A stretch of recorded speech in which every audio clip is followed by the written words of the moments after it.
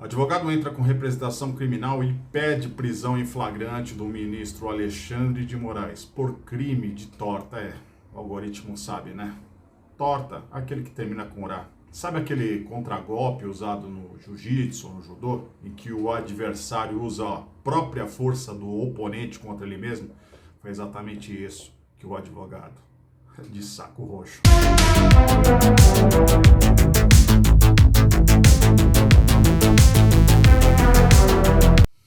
O ato do advogado Paulo Faria, de fato, é extremamente corajoso, porém encontra-se devidamente fundamentado e tem base legal. Trata-se de uma representação criminal com pedido de prisão em flagrante por crime inafiançável, daquele negócio lá, torta, né? Contra o ministro Alexandre de Moraes. Na petição, Paulo Faria explica que o crime foi consumado por Alexandre de Moraes. O deputado Daniel Silveira foi preso ilegalmente no dia 16 de fevereiro por um suposto crime inafiançável. Há poucos dias, o próprio Alexandre de Moraes mandou que o deputado fosse novamente recolhido à prisão por ter supostamente violado a prisão domiciliar que lhe havia sido concedida. Porém, o ministro arbitrou uma fiança de R$100 mil, ou seja, fiança para o suposto crime inafiançável. Mais uma barbaridade jurídica do Alexandre de Moraes. Amigos do deputado fizeram uma vaquinha para pagar a fiança.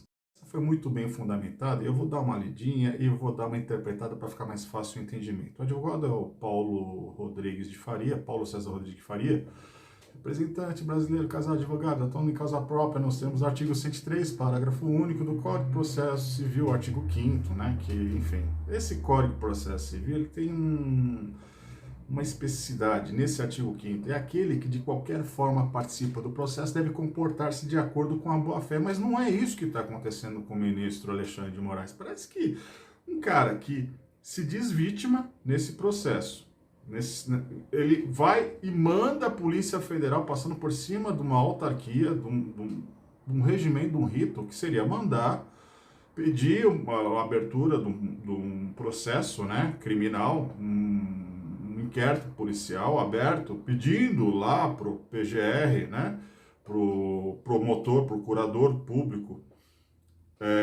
solicitar à Polícia Federal que fosse à casa do deputado, enfim, querisse ele a prestar esclarecimentos, inclusive na Polícia Federal, no caso, ele por ser um representante do povo, um deputado federal, e tem a prerrogativa de poder falar em nome desse povo.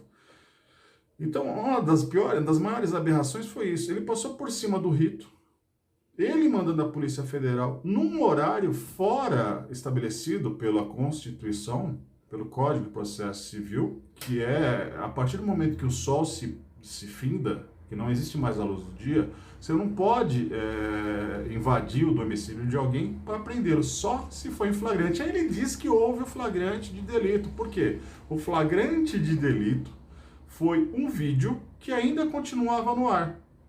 O vídeo que continua no ar é um flagrante de delito, então um flagrante perpétuo, isso não existe. Agora, ele dá um mandado de busca, na verdade de prisão, para a Polícia Federal prender em flagrante, quer dizer, mandado de prisão em flagrante, sabe? Por quê? Que é o crime. Geralmente o cara, principalmente ele, por ser um polícia, né, um oficial da polícia, o deputado Daniel Silveira é um policial, um capitão da Polícia Militar do Rio de Janeiro. Inclusive ele não foi preso em presídio comum, como foi noticiado, não, ele foi para um batalhão da polícia, mas mesmo assim ele foi preso, retido da liberdade, detida a liberdade de ele ir e vir. Então ele não... Isso era carnaval, gente. De repente ele tomou algum negócio a mais, sabe? Um querosene a mais, ficou mais revoltado e soltou a merda pro ventilador. Mas a Polícia Federal, às 23 horas, passado o horário da prisão, né? Descumprir um mandado de prisão. Mandado de prisão em flagrante é outra aberração jurídica. Não existe mandado de prisão em flagrante. Não, mas o crime a qual ele iria questionar o policial, mas qual foi o crime que eu cometi? Está aqui na peça, né, no mandato, que é um crime inafiançável. Crime inafiançável? Mas que crime? Crime contra a segurança nacional. Porque ofendeu um magistrado, um juiz, um ministro, chefe do poder, enfim, da Suprema Corte. Quer dizer, gente, a própria acusação do crime feita por ele é algo que contradiz contra ele próprio, nessa peça em que o doutor fundamentou.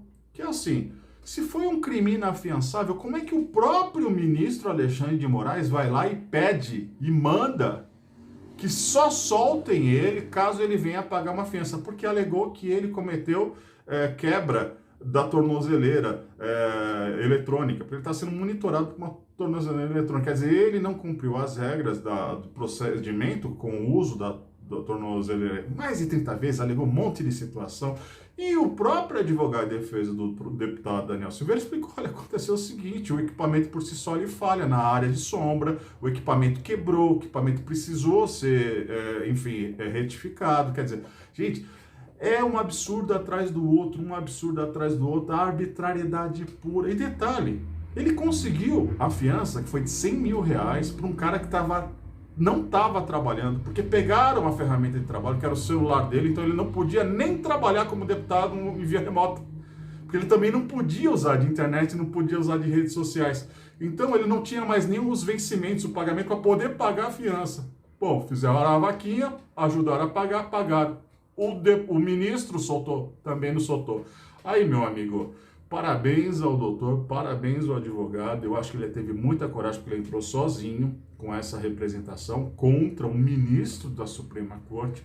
Porém, outros advogados também do movimento de advogados do Brasil e o próprio partido do PTB, do Bob Jeff, também entraram com representação no PGR, né? Entraram com representação no PGR e na Corte Americana, Corte Internacional Americana de Advogados, quer dizer, de Justiça. Então, são peças das quais elas montam uma argumentação e se fundamentam contra as narrativas das quais os oponentes, sabe, né, os progressistas estão criando essas narrativas, então uma opondo a outra, cria-se argumento para que, se lá no futuro vier a ser cometido algum tipo de, sei lá, as 4 regras, as 4 linhas da Constituição foram rompidas. A Constituição e democracia não existe mais. Hoje é tecnocracia. Hoje a gente vive numa tecnocracia em que manda aquele que tem o poder e obedece aquele que tem juízo. Então, hoje, um juiz tem uma caneta, um ministro tem uma caneta. E do outro lado, nós temos uma força moderadora, que são as Forças Armadas, que foram ofendidas, inclusive, por um magistrado, por um senador, por um youtuber.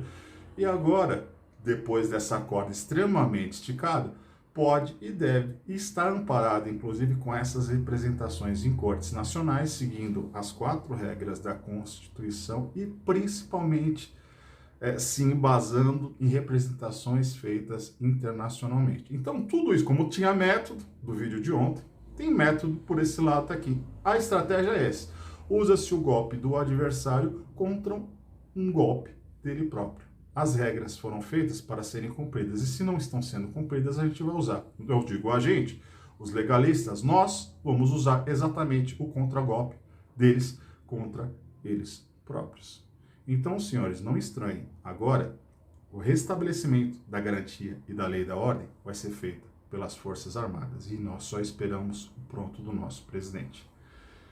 Fiquem com Deus, até o próximo vídeo. Se gostarem, deixa o like. Se não está inscrito no canal, por favor, se inscreve no canal. Isso ajuda muito o impulsionamento do canal.